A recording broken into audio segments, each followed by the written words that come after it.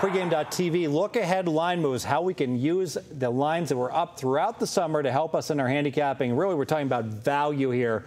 Are we getting value, or are we just getting creamed on the latest information and a huge adjustment in the lines, both college football and the NFL? I'm going to go to an expert here, Bryan Leonard, about summer betting. No one knows Bryan more than the Golden Nugget. I love what they do. Tony Miller down there and his crack staff putting out these lines in college football. They've done very well, but the one bettor they haven't done well against, they have his picture on the window. Bryan Leonard, you have destroyed the Golden Nugget.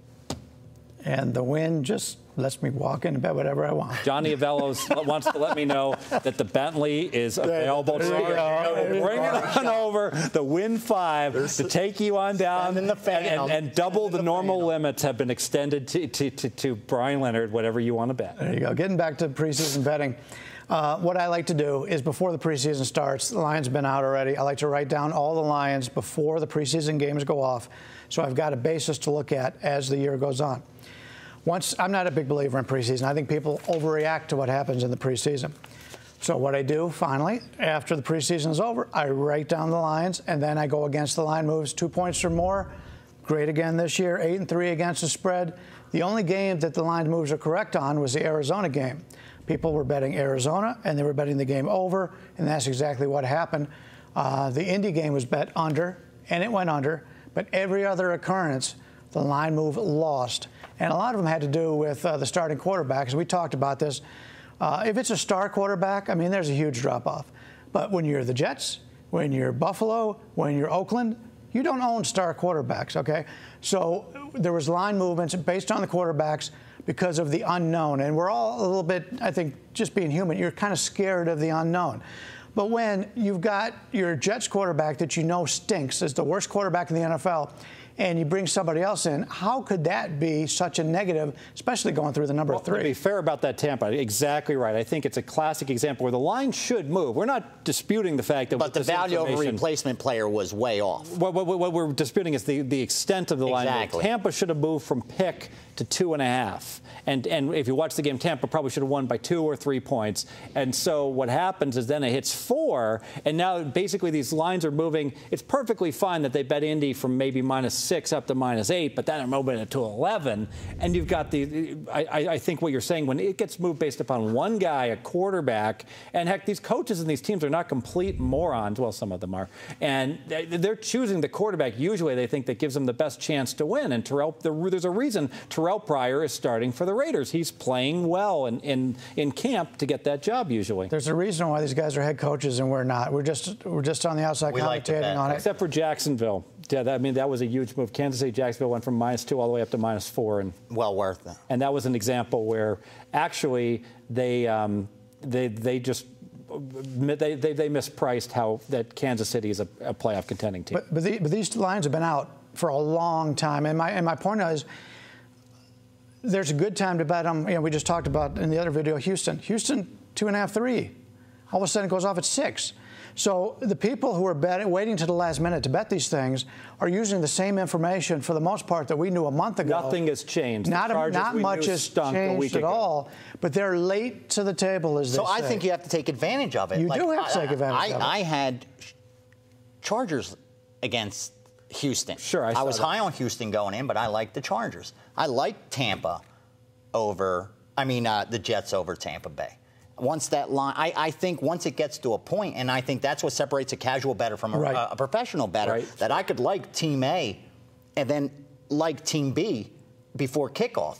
Because I bet just like... Bet numbers. Exactly, just like with the stock market. A company you know is a great company, but at what price are you willing to buy that stock? It gets to a point where there's no more value there. And a great way to look at this is to look at the money line instead of the spreads, because it's easier for people to say, it's only 1.5 points.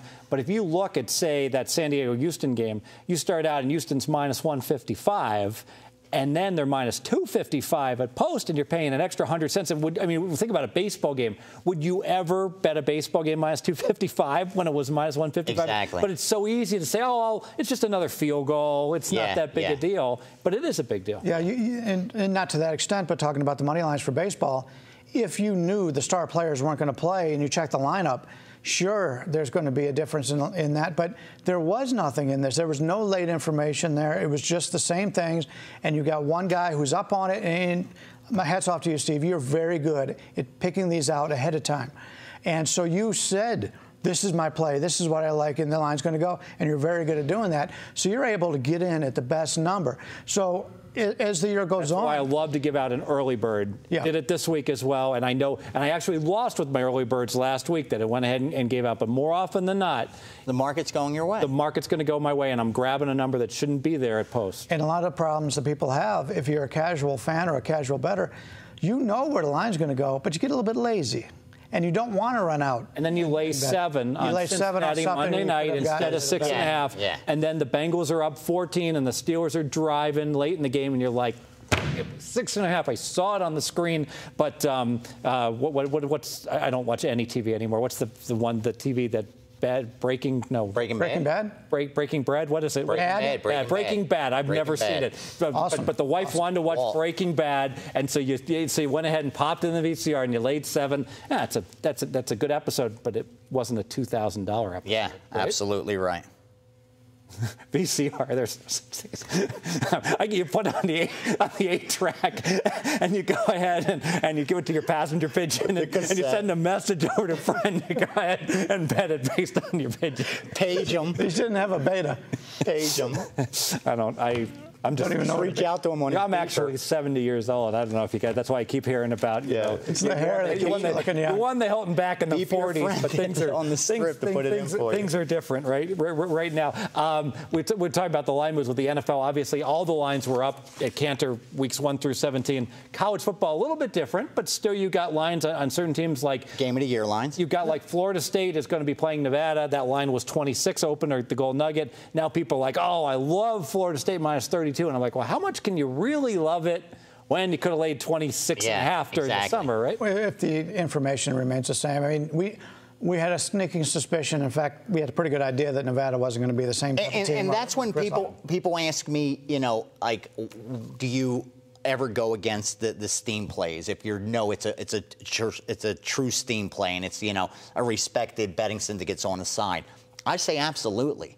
If the line moves and then the betting market jumps on it and it moves some more, there's a reason that betting syndicate, that wise guy, stopped betting it. Or else they would have kept betting it. Just blindly buying the line.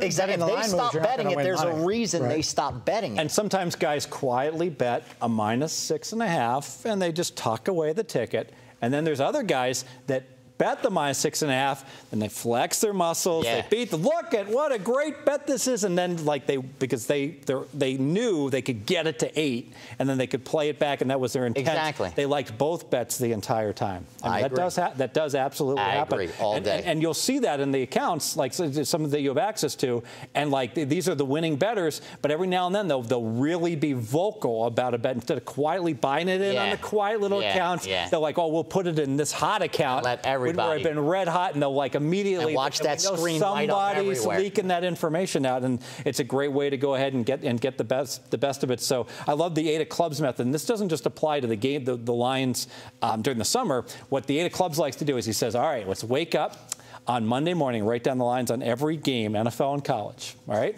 take that, lock it in the drawer. In fact, I'm going to make this a free play. Can I make this a free play? Go ahead. Make it a free play. Can I do a free play on this one, Cade? Let's do it. I like it. I don't even know what he's going to give out, but I like it. I got an idea. Free play, 8 of clubs method of betting. This is the laziest winning betting method you will ever see. Here's what I want you to do. Sleep till noon. Sleep till noon on Monday. Early in the week, NFL and college. Write down, just get a printout, write down, of every side and total, college football and the NFL. Take it, lock it in the drawer, put it away. Go play poker till Saturday morning. Saturday morning, boom, 8 a.m., open it back up, take a look at the college lines. Any line that's moved 3 points or more, check and see if there's a quarterback out or a huge weather change, all right? As long as there's been nothing that's significant that's changed in the game. If there was a game that's 27 and it's 31 now, you take that 31. If it dropped down to 22, you lay the 22 because the market had settled in on Monday. No one saw a great value. Heck, how could this have moved 4 points? So you take your biggest movers, boom, you make your bets, you tuck it away, you wake up on Sunday morning, 9:30 a.m., same thing. Minnesota-Detroit total moves 3 points. Whichever way it moves, you go back the other way. Very, very solid method of wagering. Fade the steam. The pros are, when a line goes from 3 to 6, the pros are not the ones laying the 5 and the 5.5. No. They're laying the 4 and they're laying the 3 and taking the 6. And then they're quietly taking back the 6. I agree with everything you said there, and in fact, we've been doing this for years. But you talked about Monday. Give them a better idea of what time, because a lot of books don't open.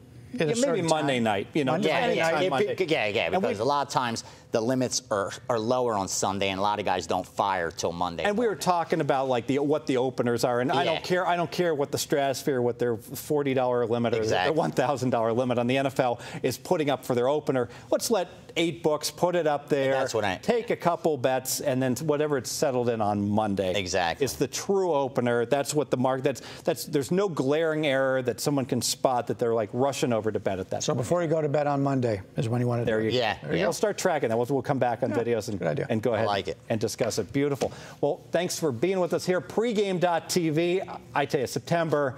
It's late September. It's time to pick lots and lots of winners. I know Bryan is still doing baseball. Vegas Runner is absolutely on fire here with the football and locked and loaded. And no notes. No notes. You can see the man's ready. They're ready to go. So stick with us. Pregame.tv. Noteless.